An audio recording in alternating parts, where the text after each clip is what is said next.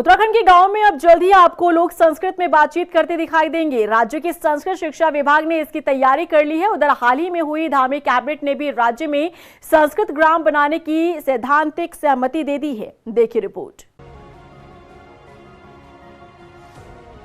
उत्तराखंड का संस्कृत शिक्षा विभाग राज्य में संस्कृत को बढ़ावा देने के लिए एक नई पहल कर रहा है।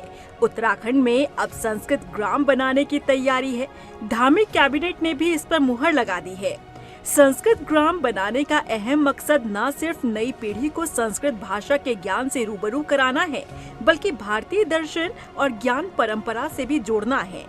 संस्कृत शिक्षा विभाग राज्य के सभी 13 जिलों में से एक गांव को चयनित कर उसे संस्कृत ग्राम बनाने की तैयारी कर रहा है।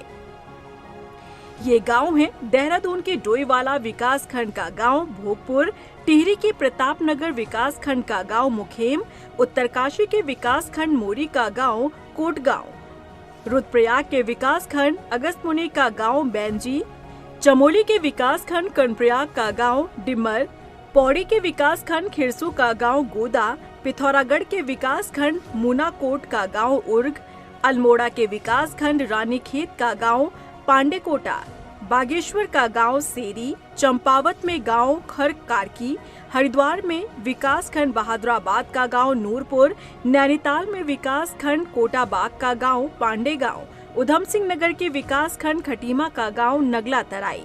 मूल में वही है कि जो भारतीय दर्शन जो कि हमारे शास्त्रों में निहित है और भारतीय ज्ञान परंपरा, चाहे वो विज्ञान से संबंधित हो, गणित से संबंधित हो, धर्म से संबंधित हो, उन सब के बारे में जो हमारे संस्कार हैं, जो हमारी संस्कृति है, उसके संरक्षण का कार्य हम गांव से प्रारंभ कर रहे हैं। उत्तराखंड में बनने वाले इन संस्कृत गांव में लोगों को सनातनी संस्कार, वेद पुराण, उपनिषद, भारतीय दर्शन, ज्ञान परंपरा के बारे में बताया जाएगा। लोग संस्कृत में ही अपनी रोजमर्रा की बातचीत भी करेंगे।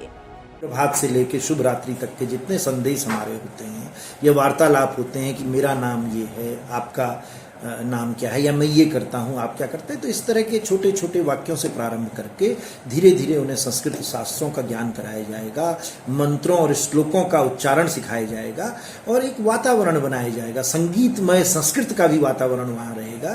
तो आप जब ये प्रारंभ हो जाएगा तो उसके कुछ माह बाद आएंगे तो आपको लगेगा कि कुछ इसमें कार्य प्रगति पे है। उत्तराखंड में बनने वाले संस्कृत गांव में संस्कृत के शिक्षकों की तैनाती भी अब जल्द होने वाली है। कैबिनेट से इस प्रस्ताव पर मुहर लगने के बाद अब माना जा रहा है कि जल्द ही राज्य में संस्कृत ग्राम की अवधारणा धरातल पर दिखने लगेगी। ऐसे में सीएम धामी न सिर्फ अपनी एक और घोषणा को पूरा करने की तैयारी कर चुके हैं, बल्कि देवभूमि को उसकी छवि के अनुरूप ही आकार देने की भी तैयारी में दिख रहे हैं। रफ्तार मीडिया के लिए देहरादून से आशीष तिवारी की रिपोर्ट।